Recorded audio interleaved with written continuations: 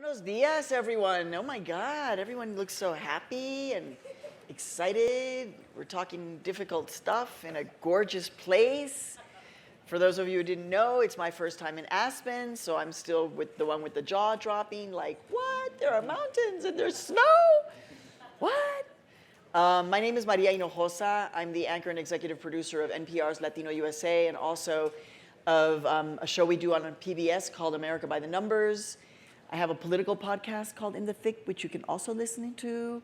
And it's really great to be here moderating this conversation with some pretty, honestly, I feel like pinch me, because am I really here with these people? We are. And I know that, the truth is that we are in the presence of people who are helping to lead our country with thoughtful conversations. So Roberto Villaseñor, you all have his information. Former law enforcement from Tucson. DeRay Mckesson, Black Lives Matter, candidate for mayor of Baltimore, activist, protester, as he says in his bio, and Sherrilyn Ifill from the NAACP.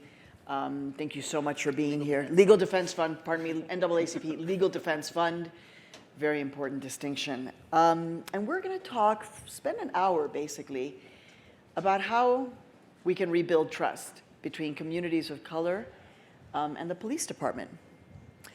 DeRay, can we do it? I'm hopeful that we can. I'm nervous because we know to be true that there's a shadow justice system here in the country when it comes to holding police officers accountable. So we think about things like the police union contracts, we think about use of force policies, where in plain sight, the police just have protections that normal citizens don't. So in cities across the country, officers cannot be drug tested, officers can't be interrogated in the first 48 hours, the first 10 days, officers' disciplinary files are automatically deleted or destroyed in every 2 years, every 5 years. There's like a set of protections that ensure that officers won't be held accountable. And until we deal with those structural things, I think it'll be really hard to get to a place where there's actual trust between police departments and communities. Structural issues that make this trust difficult to build. By the way, I like to open this up to questions pretty early on. So if you have a question, no long comments, guys, but if you have a question, raise your hand. We have people with microphones, they will get to you. So just raise your hand and someone will come to you. Sherrilyn, can it be, it has to be, but in your view, how tangible is it precisely in this moment, 2016? Well, first, thank you, Maria, so much, and thank you for having me and having this terrific conversation, and so important conversation. So first, we have to properly identify what we're trying to accomplish. I want to take issue with the idea of rebuilding trust between African-American communities or minority communities and the police because there is no evidence that there was once a period of trust. This is a very long-standing issue that, thanks to the incredible energy, protests, and the just absolutely being fed up of young people across this country, has come to the national spotlight over the last 2 years. But it's an issue that, my organization's 76 years old. It was founded by Thurgood Marshall, who worked on issues of police violence, in the South against unarmed African Americans. We worked on a case in 2013 that I thought was going to blow this issue up all over the country, involving a young man named Robbie Tolan, who was shot by police in Texas. I'm sure you all probably don't know who Robbie Tolan is, but I thought this was going to be the case because Robbie Tolan was was a young man, 23 years old, driving home. Police followed him home, couldn't believe he had a nice car, followed him to his driveway, which was his parents' home in Bel Air, Texas. And his parents came out and said, "That's our son, like, what are you talking about?" And within 30 seconds of the police calling backup, he was shot. Robbie Tolan survived, but I thought this case was going to be the case because he was a Major League Baseball player, and his father had been a Major League Baseball player. But you all have never heard of Robbie Tolan. So I say all that to say this has been going on for some time, and it has been brought to national consciousness. The last thing I want to say just about the scope of the problem is that we really have to take account of how big the problem is and where it emanates from. Just last week, the Supreme Court decided a case called Utah versus Strieff, involving whether or not a police officer could use evidence that he obtained pursuant to an illegal stop. And many people were writing about this extraordinary dissent that was written by Justice Sonia Sotomayor. And in this dissent, She cites to the Ferguson Report and Black Lives Matter and Ta-Nehisi Coates, but most importantly, what she does over the course of 2 pages is that she talks about the license that has been given to law enforcement pursuant to arrests and stops for average citizens, and the way in which that license has been given by Supreme Court decisions. And I think that hasn't been focused on enough. This isn't going to be just about local policies and practices. There are a set of decisions that the Supreme Court has put in place that has created this space in which this conduct can go forward, and so we have to be prepared to address that as well. Okay, Roberto. So from the law enforcement side, you tend to say almost immediately, look, you can't blame law enforcement for everything. You can't and you can't expect that fixing law enforcement is going to fix everything. No, but law enforcement can be blamed for some things. I think that we own certain actions that we've done historically, and we have to acknowledge that. We can't sit here and act like some of these things that occurred during the Civil Rights Movement. Prior, law enforcement oftentimes built out of runaway slaves being captured and brought back. That's some of the history of, quote, law enforcement. So we have to acknowledge that and understand how that sets us up for positions of distrust with oftentimes communities that we are supposed to serve. But I think what really bothers me is law enforcement is bearing the brunt of all societal issues right now because we're the most visible arm of government. You just heard Cheryl talk about Supreme Court decisions. Well, when the Supreme Court upholds certain actions, how is it that the police are the ones that are to blame and the police are the ones that are going to be castigated by the public saying, well, the police are doing this? This is because the direction of our justice system says this is how we want police to act. This is acceptable. So we as police have to be leaders and say, okay, it may be legal, but is it right? And that's going to take a long time to turn. What DeRay said, I agree. I think it can be done. It has to be done, but I don't think it's going to be done quickly. So DeRay, go on. I Roberto was saying something about structures in place, and you looked at me like...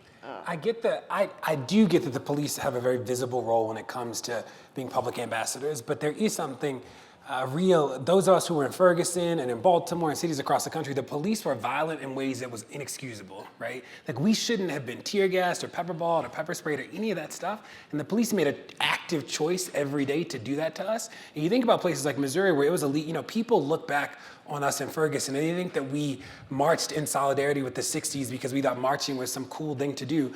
It was illegal to stand still in St. Louis in August of 2014 because the police thought that that was the best way to manage space. And we think about so many people that have been killed, like Tamir or Freddie or so many people, and I just won't accept this idea that the police were bearing the brunt when they did that. And it is hard because over the past 20 months, we haven't seen the police come to the table in a spirit saying that they have to change the culture of the police department in a real way. You're doing it here, which is important, but we have not seen that happen from active police chiefs across the country, who are in their role. We have not. The truth is, Roberto, that you are here, and one of the first things that you're saying is the police have to own their responsibility. In public. But I'm not the first person. This is not the only place that has been said. No, I When know. I was the chief but there of are many Tucson, other I'm police part of who major will not city say chiefs. that. Okay, right? but what I'm saying, there's a lot that do. And what worries me is that we paint with anecdotal brushes. I agree. What happened in Ferguson was inappropriate. It wasn't right. But I can tell you from my jurisdiction in Tucson, we escorted marchers for several days, for several miles, making sure they could safely exercise their rights. There was no tear gas used. There was no rubber bullets. There was nothing used. That occurred in jurisdiction after jurisdiction. But you don't hear those stories. All you hear about are the sensationalized ones that catch media attention, that show the lights, the dust, the smoke, and all of that. Surely. But you don't hear about the ones where it goes across with no problems and there's no issues there. Okay. Well, that's not lack part. of balance, Sherrilyn. So, I'm going to go back to my original point, which is about structure. There has to be individual accountability for police officers who commit the kinds of acts that they committed in Ferguson, who killed Tamir Rice, who killed Freddie Gray. You can't have a young man, get in a police van, come out of a police van, and when the first EMT arrives on the scene and touches him, she says his neck felt like a bag of rocks. Somebody has to be responsible for that. So I get that. Mm-hmm. But what I also think is that we have to be responsible for the structure that we have created around that conduct that allows that conduct to happen. And so when I say the Supreme Court, I don't mean like somewhere out there. I mean, you know, who decided that the Ferguson Police Department should have military equipment, right? That was the civilian leadership of Ferguson applying to the Department of Homeland Security, as many small towns do all over this country, under the theory that we want to be able to combat terrorism, to obtain these kinds of materials that you would not expect police departments in a small town to have available to them. So we have to take responsibility for every level of structure. I do want to speak to this issue about what do we hear about, and the good and the bad cops, and, you know, and those who are trying to, because of course, nobody would suggest that all cops are 100% bad. No one would suggest that there are not cops who are not trying to do the right thing. I actually worry that many of the police chiefs who have tried to tell the truth are the ones who end up being fired. So that's real. But, you know, there is a narrative about the police in this country that actually goes forth every day that actually has nothing to do with what we saw in Ferguson. Right now, we're talking somewhere Law and Order is on television. You know this, right? It's on 20 hours a day. There's a constant media narrative that has been for decades about how awesome the police are, about how they're heroes, about, you know, even when they break the law and they punch the guy, it's to get at the truth. I mean, we have a narrative that's positive about police. And I'm not saying we shouldn't have one. I'm just saying the current narrative, the one that's been underground in minority communities about the excesses of police, it's time for that narrative to be on stage so that we can put these two stories together and recreate what we really want law enforcement to look like. And it's uncritical. The narrative right now is uncritical. Would you say, before we take your question here in the audience, though, that that there has been an elevated conversation? Yes. Right, there is I don't know if I want to call it a hyper-awareness, but that there is an awareness that we have to be talking about this. I mean, would you say that, the three of you? Yes. Oh, absolutely. Yeah, for sure. For sure. And social media changed the game, right? Because we know that trauma has been happening in communities for a long time, but now we were able to talk about it in public in ways that weren't filtered by mainstream media. Right. And that continues to be really powerful. I worry, though, about how quickly we'll be able to go to the system and structure, because I agree with you, right, that this is deep and it's been around for a long time. But I want us to get to the police union contracts, the laws, like the use of force policies, those sorts of things at the same time. If you're talking about changing culture, you're doing both at the same time. You're doing the, like, right now, exactly what you're doing, where you're saying, right now, this contract's being negotiated, and this is what's going to allow police officers not to be accountable. Yeah. But you're also recognizing that there are other actors who play a huge role, no matter what that contract says. If you're not dealing with prosecutors and what they do, because prosecutors know who, we talk about good cops, bad cops, they know who the bad cops are, and they use those bad cops over and over again. If you're not dealing with prosecutors, if you're not dealing with judges, if you're not dealing with all of the different structural pieces, you can't change culture. Okay. Your question. So my name is Regina Ann Campbell. I'm from Detroit, Michigan. Would you mind standing? Yes, Thank you. I'm from Detroit, Michigan, and again, this has been going on forever, to you all's point, and so social media really brings it to bear.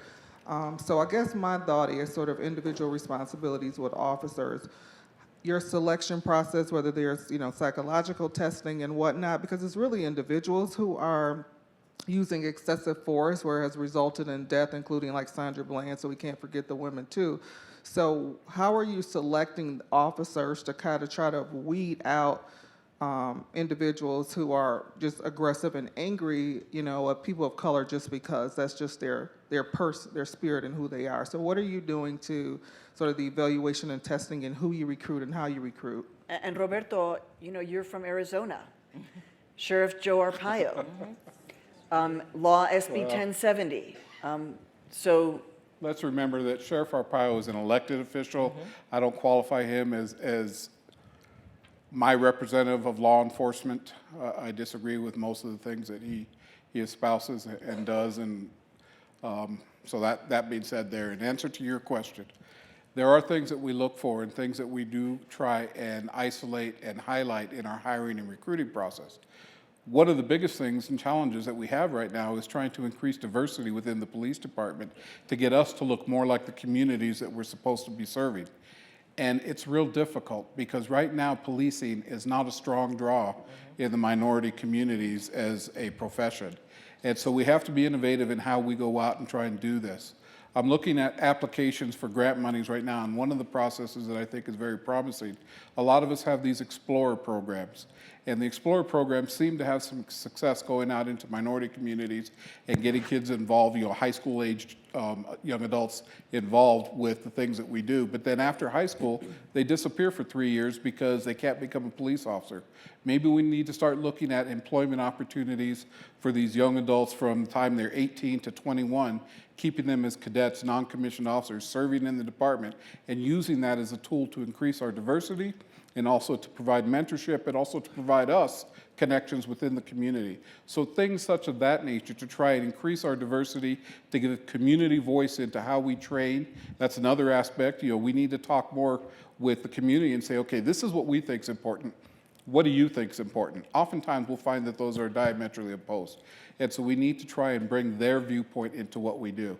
But, and I don't mean to be argumentative here, the reality is that we're gonna have differences.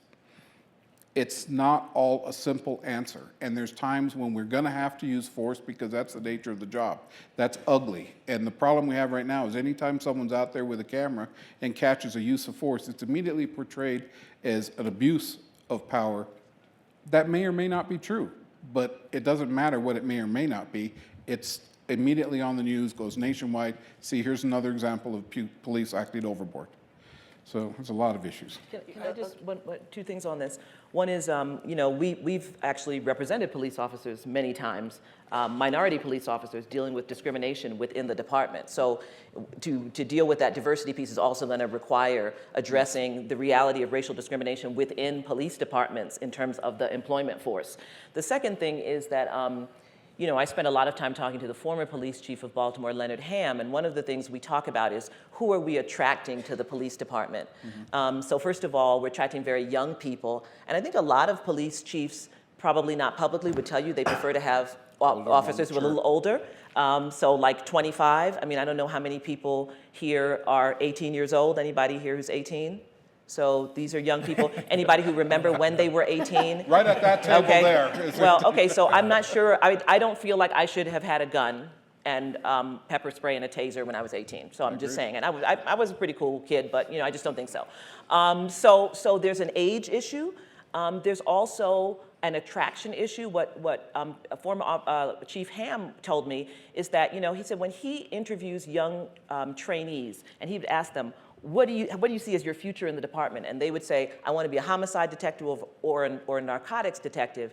He would worry about them because he would say that means they came into the department with a sense of adventure and not a sense of service.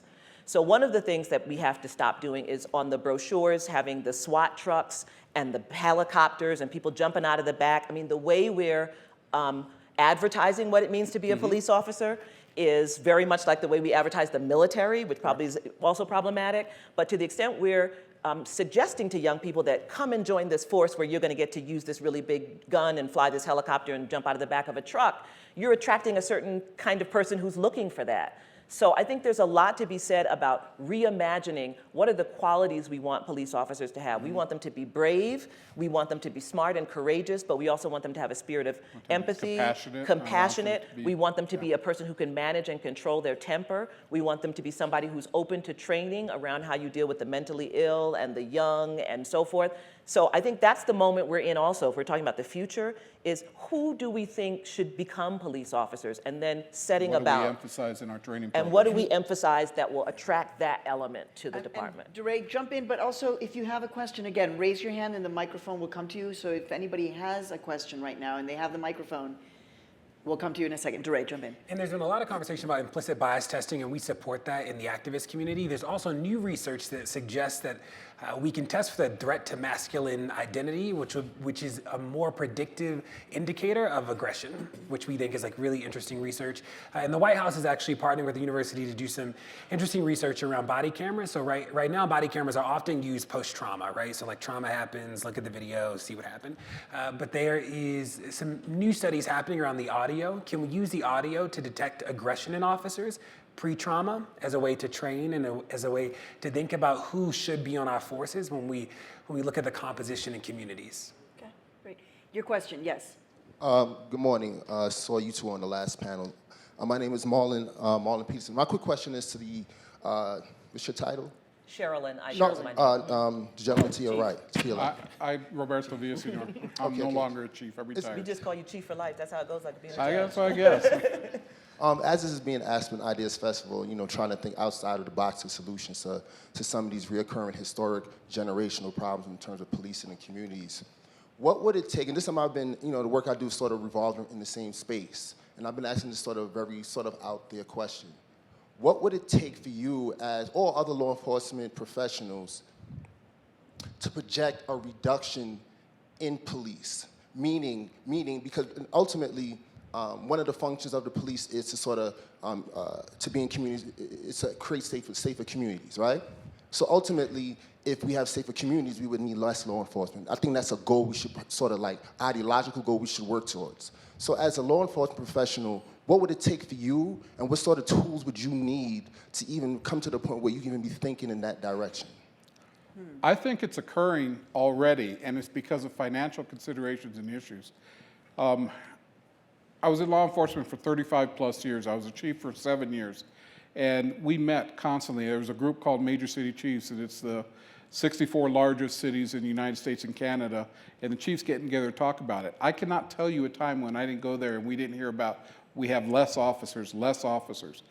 Crime has gone down historically over the past 10 to 12 years. When crime goes down, it's no longer the driving force behind people's issues when they come to their politicians and say, this is what we want to emphasize. Therefore, funding starts to go down. We've went through the recession. All types of funding went down across the board. So departments have shrunk through attrition or layoffs just because by nature there's no money to pay for all the law enforcement officers that we had before. I could talk specifically about my department. We went down 20% in staffing. So it is occurring, and now my concern, though, is you start to see violent crime is on the rise again. And we're cyclical in nature. We're going to go where the issues come. So if crime starts to go back up, then I think that you're going to start to see more emphasis on more officers out there. And that could be a cyclical problem along what I think you're suggesting is if we could try and devise ways to have crime stay down with less officers out there, then that would be a success. But I'm thinking if we try and train the officers to approach things differently to help keep crime down, that may also be a method to get there. DeRay, you want to do a follow-up? Go ahead. I guess to qualify that question then is, what would the communities need to get to that place? Because you're sort of thinking about something that is sort of involuntary, due to attrition and other things. These are not choices. These are sort of things that we have to do this because of circumstances within our department, funding, and et cetera. I'm thinking about also what will we need to do. So how can we sort of do a counterbalance? How can we do a focus on what we need in the communities? I think communities are demanding that now. Through conversations such as this, some of the public attention that is being focused on policing, I think communities are demanding do things differently at this point.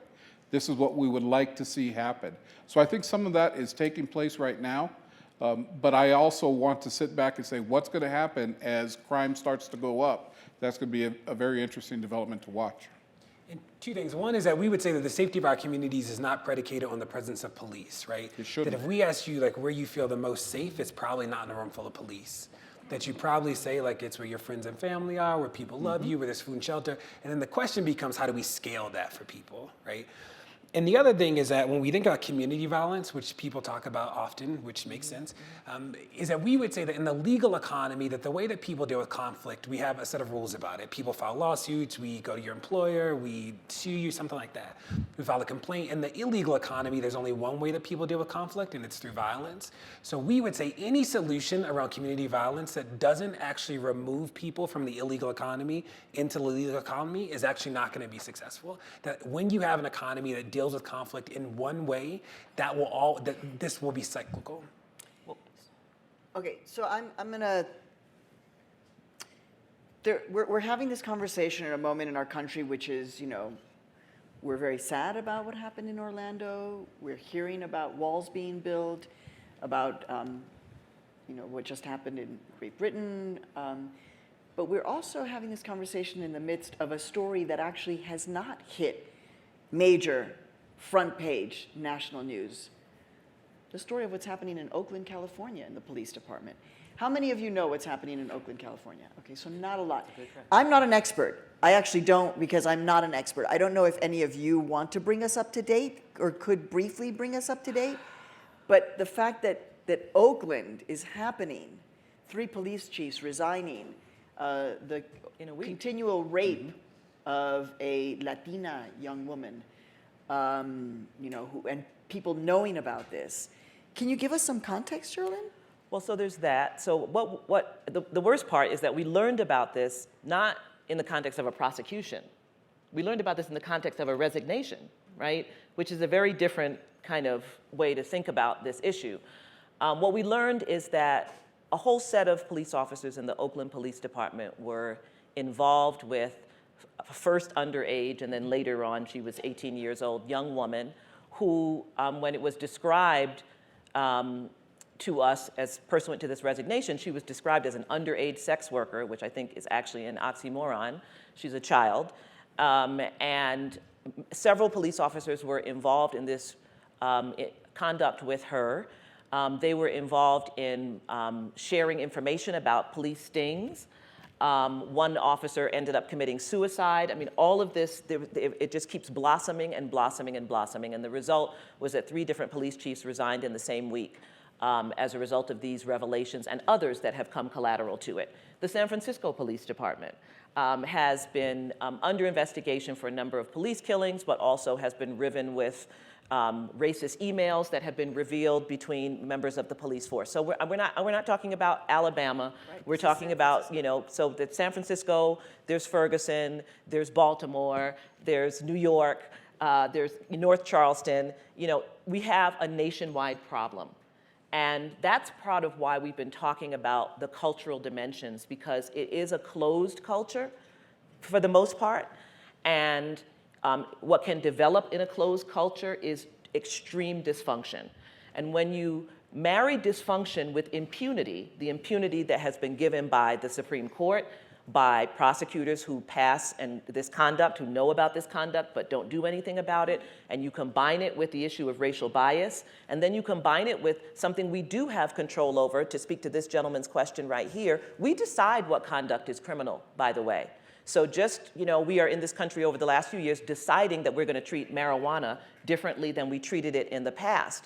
How many young people have been caught up in the criminal justice system? How many police resources have been used to engage people around the sale and use and possession of marijuana? We can decide from one day to the next that we don't want to do that anymore. So we're really looking at this moment in which there are multiple levels of our criminal justice system that we have to engage. I worry that people will think that the problem is too big and so we can't solve it.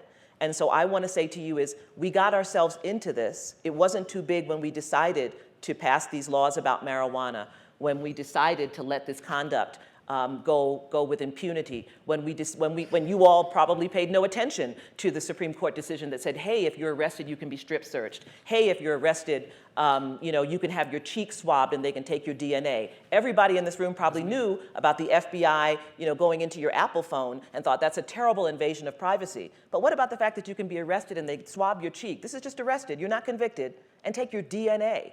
What's more private? So these are the things that we allow. And we do have the ability to intercede and to wake up to these multiple levels where we're really responsible for creating the structure. Right, and we didn't even talk about the fact that what happens in the intersection between police and immigration, right? And talk about trust and how immigrants then are running away from police because to them, police are not necessarily the ones that are going to save them, but the ones that could actually lead them to be separated from their family because of a simple traffic stop.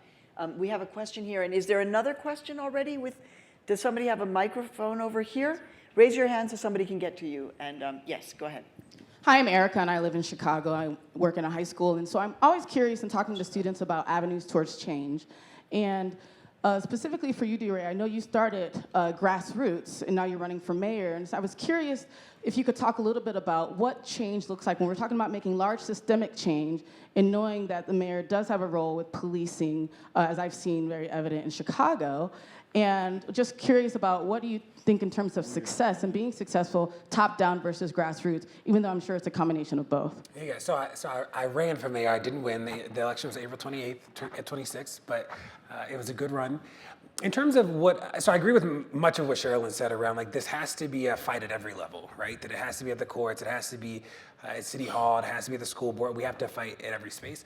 I'm a believer today, though, most in the small changes that can change culture, that can change structures that will make big changes in culture. So again, I talk about the police union contracts and use of force policies because they are seemingly really small, but you think about places like Baltimore where it's still okay to hog tie and chokehold people. So if an officer does it today, it is not against the rules, right? We can be really upset about it as the public, but it's not wrong today, right? And going to what Sherrilyn said is that we've allowed that to happen, and the question becomes, how do we get the mayor to do an easy policy change, right? Nobody has to vote, like the city council doesn't vote on the use of force policy in Baltimore City Police Department. Or you think about places like Detroit that somebody spoke about earlier. Detroit has this 48-hour rule in their contract. So an officer cannot just be interrogated on the spot. They have to get 48 hours notice that an interrogation is gonna happen, right? Which is a protection that any lawyer can tell you their client does not get today. So we believe that if you change those structures, these seemingly small things, if you change a set of them, then it actually changes the culture. The culture becomes more accountable.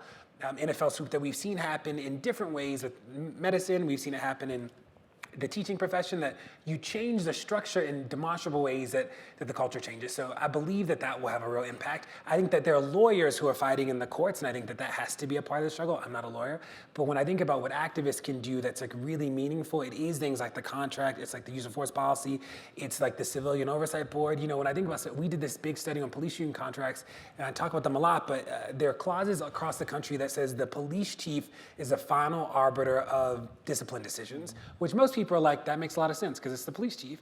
That is the clause that people use to disempower the civilian review board, right? Because only the chief can make the decision, so the review board can only make recommendations, right? And we are trying to lift up those things. When I think about what protest is at its heart, protest is this idea of telling the truth in public. And that's what we have been trying to do for the past 20 months, and we believe that there's real power in that. So, Roberto, you know, I'm in New York. I was watching the stop and frisk protests from the very beginning, when they were a very small group of very radical, community-based activists who were raising this question, I don't know, maybe a decade ago, right? So if you were the chief then, and you had this group that was just like hammering it over and over again, would you have been happy to have them around as a police chief? Would Happy? you have been, would you have been saying, you know what? I'm so glad that our American democracy allows for this group of activists who are really causing me a problem because they're drawing attention to this thing, which I believe is working. Well, Would you have been like yeah. I said earlier at a panel that we took part in just before this, I think heat is often a good thing because it causes change. And would I have been happy? No, I'm not going to lie to you and say I would be happy about that. But I did face a very similar issue with immigration in Arizona, in that we had a law that was passed that required certain things of local police officers and got us involved in immigration enforcement, which is the last thing that local police should be involved in. We should be there to protect the safety of everyone involved in our community. And how do we protect the safety of a whole class of people who now will not talk to us because they're scared that if they talk to us, we're going to turn them over to Border Patrol? I vocally opposed this law. I said that's not what we should be doing, but the law passed. It went up to be heard before the Supreme Court, and one element of it was not overturned, which was the most onerous element, which talked about we had to check people's background when we arrested them or when we had a suspicion. We were obligated by law now to do that. So there were a lot of people upset in a southwestern town like Tucson. I'm sure you can understand that. And I was constantly meeting with different groups. And through those meetings, there was a lot of dialogue that occurred that brought forward issues that I would not have thought of myself, just looking at it from my perspective, which comes from a law enforcement perspective, and not necessarily from the people who live in the community, who have to have a voice in how we develop our policies, our training, and our discipline methods. And by listening to those voices, sometimes I wasn't happy, but we came out with a response that, for the most part, was, in my mind, very fair. There's always going to be critics. There still are, I'm sure. But at least I felt we were doing the enforcement of the law in a professional manner, and I could defend that. And so, no, I would not be happy, but I understand the necessity of that type of conversation and that type of, oftentimes, conflict and coming up at a suitable solution, because really, any decision we have going forward should probably be a little bit uncomfortable for both sides of the equation, because you can't always win. And you have to really try and make sure you're looking at the other viewpoint. Right, and I'm going to take your question in the audience. Where are you? There you are. Just also for a second, the thought that, and maybe you can jump in on this later, Sherrilyn, that you have an entire sector of the population that is actually actively not wanting to engage with the police in any level, and in particular when they've been victimized, whether they've been sexually assaulted or there's been a domestic violence or they've been robbed, and that they will not pick up the phone and call the police. It would be the last thing that they call the police. And what does that say about us as a country, right, where you have a whole sector of the population that is actively disengaging, and also because they believe that, which is true, that they don't have any access to due process once they're turned into the immigration side of the legal system. Something that we have to sit with, because it's part of who we are. And oftentimes that part of the conversation doesn't come to the top. We'll come back to that, but your question, please. Yeah. And if you could stand up, just identify yourself. Yeah, good morning. My name is Zach Cheney Rice. I'm a reporter with Mike out of New York City. I have a question for all three of you about policing technology, specifically because we're on a panel about rebuilding trust, repairing something that is broken, maybe was never actually functioning the way it was supposed to be, but at the same time, police are finding new, innovative ways to police through technology. And a lot of these technologies, whether through criminalizing specific areas or trying to predict who's most likely to commit a crime in the future, are in a lot of ways reinscribing racial bias into policing via new technologies. So what are all three of you doing to kind of stay on the vanguard of that and make sure that, you know, while we're fighting problems that have been in existence for a long time, what are we doing to like kill these problems that are coming up? Using technology. Again, if you have a question, raise your hand so the microphone can get to you. Who wants to jump in? So I'm so glad you asked that question.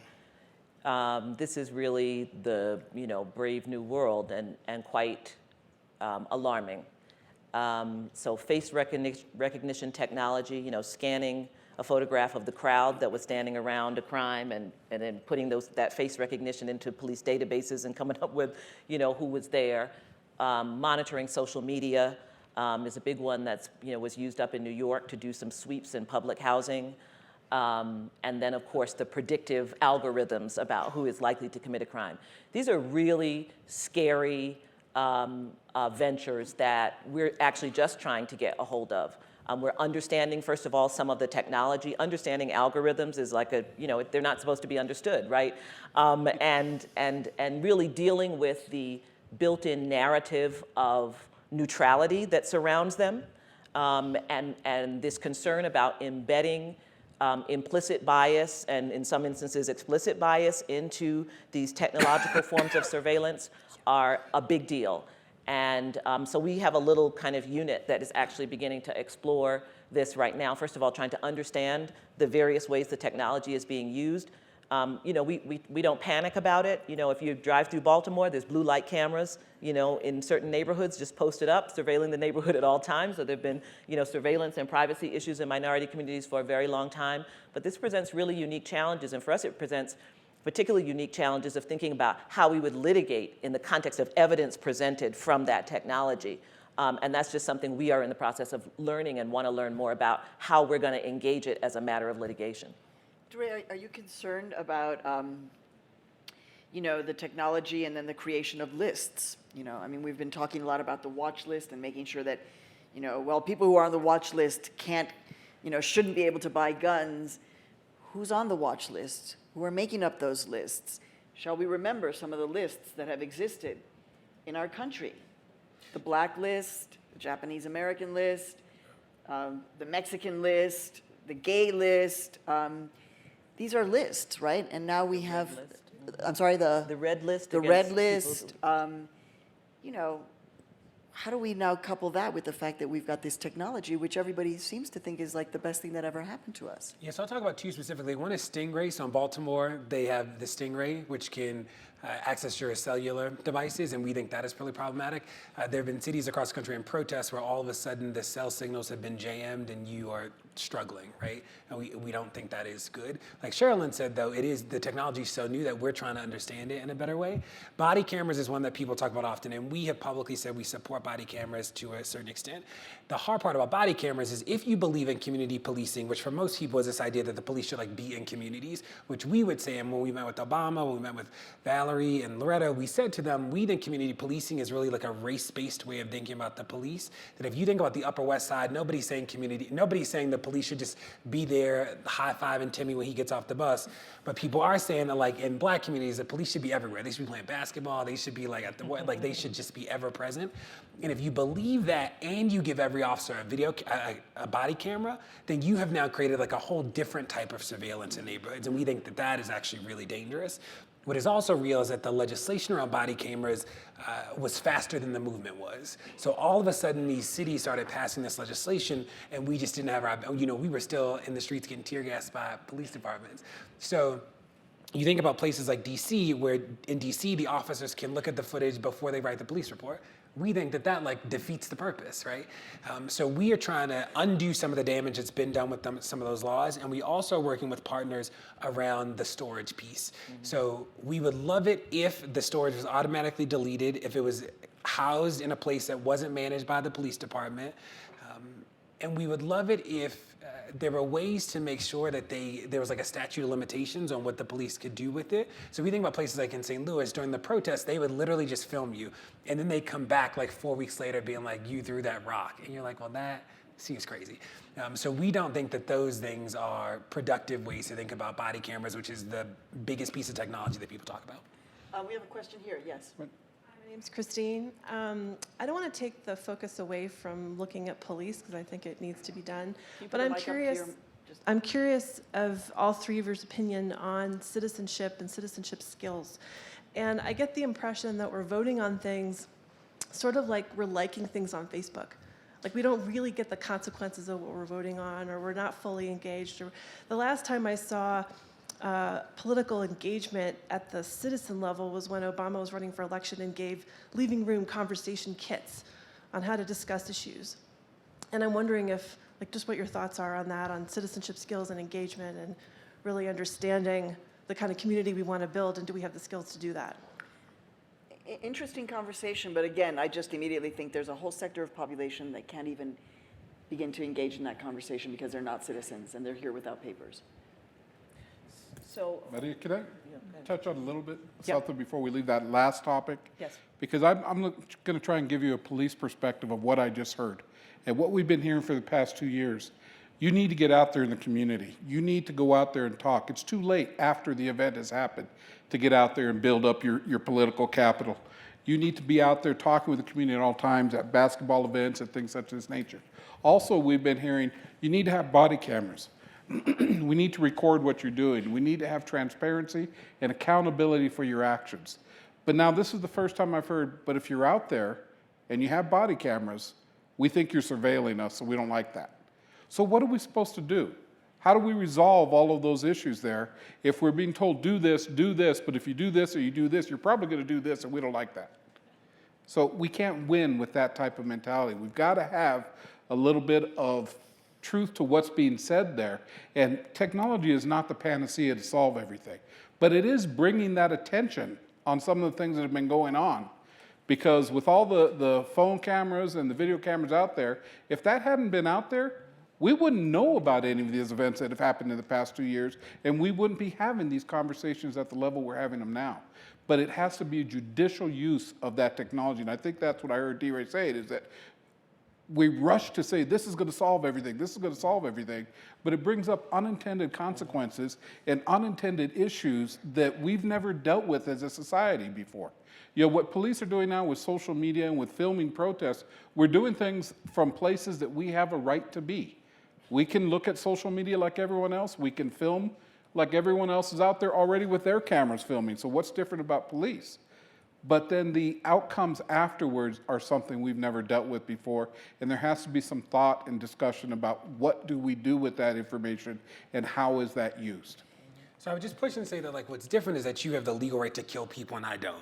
And it means something when your body shows up in a place with the gun. Like I think about in Ferguson, it wasn't as if the police were just out there with cameras. It's like they were out there with cameras and guns. And that fundamentally changes the way we think about it. So it is true that people have said that police have not been present. It is also true that the people have said that there should be body cameras, and we believe that we don't live in this black and white world, that it's not either or, but it is a both and, that there's a way for the police to be present in a way that is not surveillance. There's a way for the police to be present that's not oppressive to people, but the reality is there are a lot of communities that don't want the police like ever present in them, and I think about the Upper West Side as a place where the police are around. They are not like there every single moment of the day. And I think that like if we live in a world where the police say like either I'm here every moment or I'm not here at all, like I think that's a dangerous way to think about this work. Can I answer yeah. this question? Yeah. Because I appreciate the question. Earlier we talked about Sheriff Arpaio and him being an elected official. This is again where we have to take responsibility as citizens, right? So, you know, many law enforcement officials, particularly sheriffs, are elected. You know, sheriffs are often the people who you see evicting people from home. They have a lot of power in neighborhoods in Baltimore and other places that should matter to us, Milwaukee. You know, municipal judges, we're going to be talking about that with Steve Bright in a panel that's going to follow this one, you know, who were allowing the system in Ferguson to happen, where basically people were being arrested and they were using the warrant system to kind of fund their own system. DAs across the country are elected. If we're honest, people in this room, all of us have gone into the voting booth. We've looked at the list. You know, we voted for the president, we voted for the governor, we voted for the senator, we voted for the mayor, maybe the city council, and then it said the judges, and it said pick three. And you just picked three that were like the political party you like. You have no idea who they are, and you just did it. So part of what's required is for us to take seriously the work of citizenship, and citizenship is actual work. Work means that you actually set aside time to educate yourself about what is required of you, just like you would do in your own job. So if you know that election day is coming up like this November, by now you should be also already thinking about like, oh, I mean, I know we all care about the presidential election, but like what other offices are up for election and how am I gonna engage? So I got time now to learn. The League of Women Voters puts out things. There's materials out there about who the different candidates are. I'm gonna attend one candidate forum this year in my community. I'm gonna go to the school board forum, pick one. This idea of who we are and what it means to have the responsibility of citizenship is really important. Citizenship is not something that you wield against other people by saying, though, they're undocumented, so they're nothing and I'm a citizen. No, it's responsibility and work. We do an extraordinary amount of work around voting rights. And we just actually released a report about all the different voting changes that have been made since the Supreme Court Shelby decision that are designed to keep minorities from participating in the political process, especially in the South.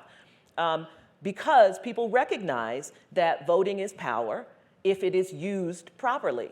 And so I think it's really important for those of us who care about these issues, who watch the video and say, oh my God, how could that have happened? Oh, this is so awful. I don't agree with this verdict. What's this town coming to? All the things we say, to take very seriously the responsibility of citizenship. And I think most of us are falling down on the job. So I'm thinking about the bigger question and how we, as a country, and I know that Aspen, the whole festival is about nonpartisan perspectives, but the truth is that this conversation is happening within the context of a very divisive moment in our country, right? And I just wanted to kind of plant that seed to see if any of you want to incorporate that as you answer some of the questions that we're going to turn to here. Like, we're at a moment in our country where, you know, part of the narrative is saying, diversity, oh my God, it's amazing. It's going to be great for business. It's like the future. We've got so many ideas. We all love each other. And the other side, which is build a wall, incarcerate, arrest, separate, segregate, and both things are happening at the same time. So within that larger two narratives, how do we move forward? Yes, your question. Hi, my name is Kay Swift. I'm from New York City. I live in Oakland. I work for Youth Speaks. So my question, I want to seed it in something that I find interesting when we talk about policing as a matter of public welfare, where I think about the historicity of policing of indigenous bodies and black bodies as being invested in private interests. And we see this repeating itself in the privatization of prisons, as well as the reinforcement of the narratives that limit the perceptions of black and brown bodies through mass media that are all funded by the same holding companies. The same companies that are invested in private prisons are also invested in mass media.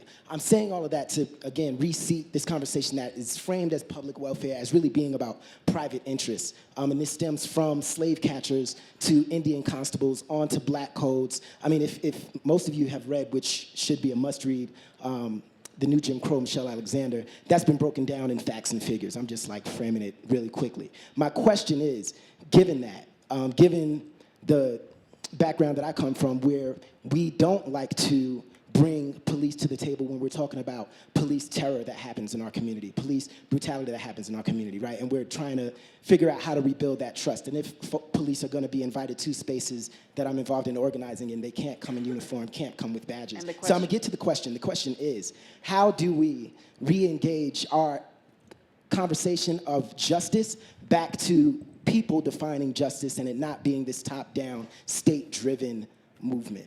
I mean, Sherrilyn's been talking about that, right? I do think that, I use the word we a lot, and we encompasses everybody, but there are different levels of we.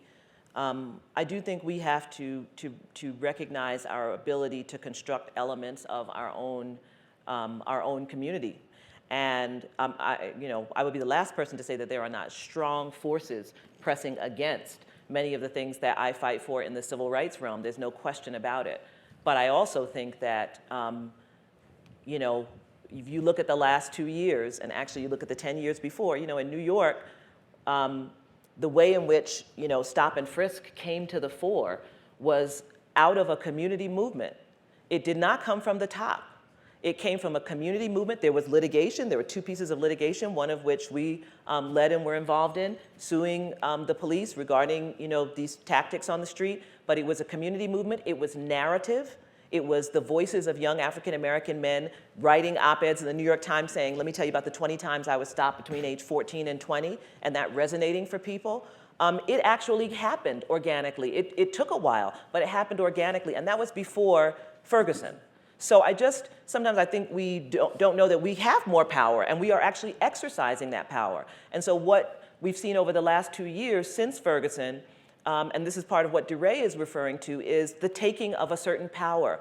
We're in this room right now having this conversation because of the narrative that was advanced by young people who said, we've had it. I just started out saying this problem has existed forever, for decades, but somehow it's come to the fore. And it's come to the fore because people took hold of it, particularly young people, and said, I demand that you look at this video and see the truth.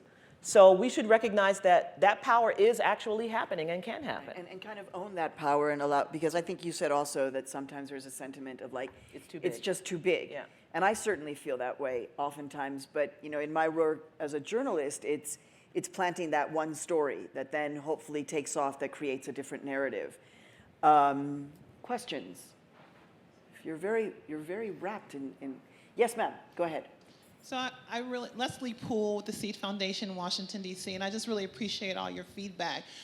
52 years old, African-American woman from San Francisco, and I have been listening to the narrative, but have lost my voice.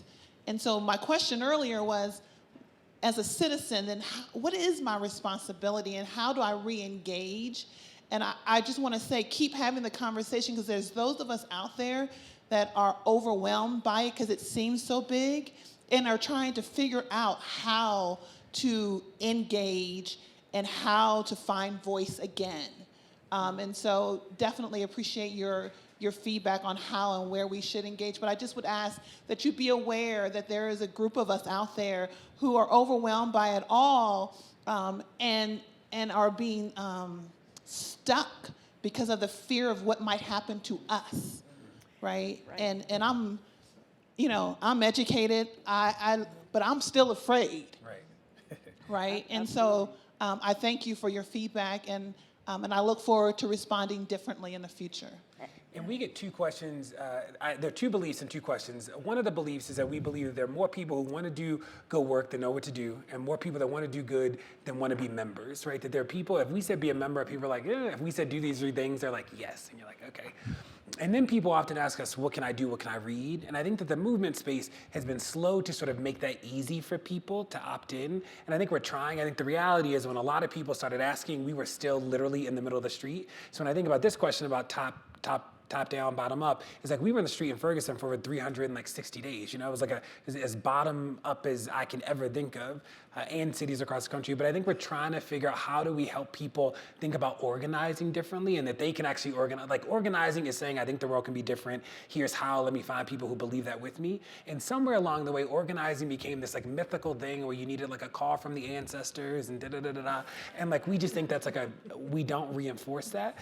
But we do like to help people like know that they can actually start getting together in little groups, and that's where the best organizing happens. And if they want to join a group that exists, like they can do that too. But some of this really, I think about in Ferguson, like some of the stuff that we did that we look back on that was actually really amazing. We were like sitting in the car and we were like, I think we should shut that intersection down by playing games. And somebody was like, let's go get some games. And like we did it, and it was like one of our most successful actions. So like I never want to discount that. And the last thing I'll piggyback on about what it means to be a citizen, I was just running for mayor, and I think that what is interesting is I went to so many forums. You know, we knocked 20,000 doors in the last 30 days. I did more house meet and greets than I can remember. And what I realized really quickly is that when candidates don't have the answer, what they do is repeat the problem, and we've become accustomed to that. That people actually don't have an ear for what solutions sound like and don't actually know how to push people in the solution work. Because somebody will say, well, what are you gonna do about the school system? The school system is broken. And the person will say, the school system is really broken. And the person will be like, yes. And you're like, what? You know, so I'm sitting these, and you know, I say, we're on a panel like this, and the person will be like, the school system is broken, and people start clapping, and I'm like, this is wild, right? So we do need to do work in priming people to actually like listen to the solution work, because we've become so accustomed to rehashing the problem over and over in public. So we have like 2 more minutes to end. So I don't know if I can jump in. That's up to include your question. I kind of am looking to the organizers as to whether or not we can.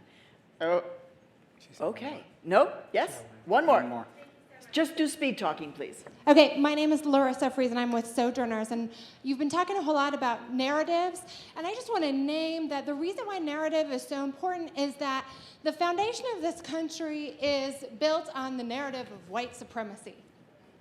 And that is so important to name. And I just came out of a several-day conference looking at the intersectionality of race and all the issues that we're working on. And one of the things that's ringing true to me is a quote that was given by Brittany Pecknett, one of your esteemed colleagues in the movement, who says, we don't need allies, we need accomplices.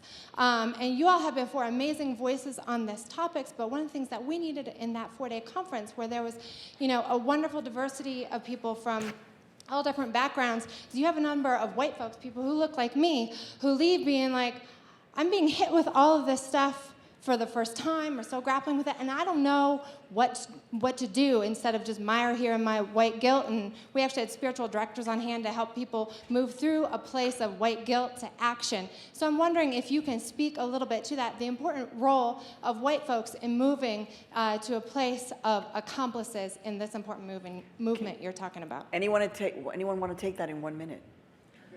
Well, I'm just gonna give my small piece.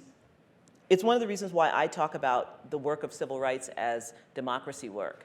I reject, I lead a Black legacy organization. I'm very proud of an organization that was created in 1940 by Black lawyers. That was kind of a big deal. And proud of what we did in the transformation of this country. You know, without Brown versus Board of Education, this room doesn't look like it looks. So we're proud of the role we played, but the role we played was in reshaping what democracy means in this country.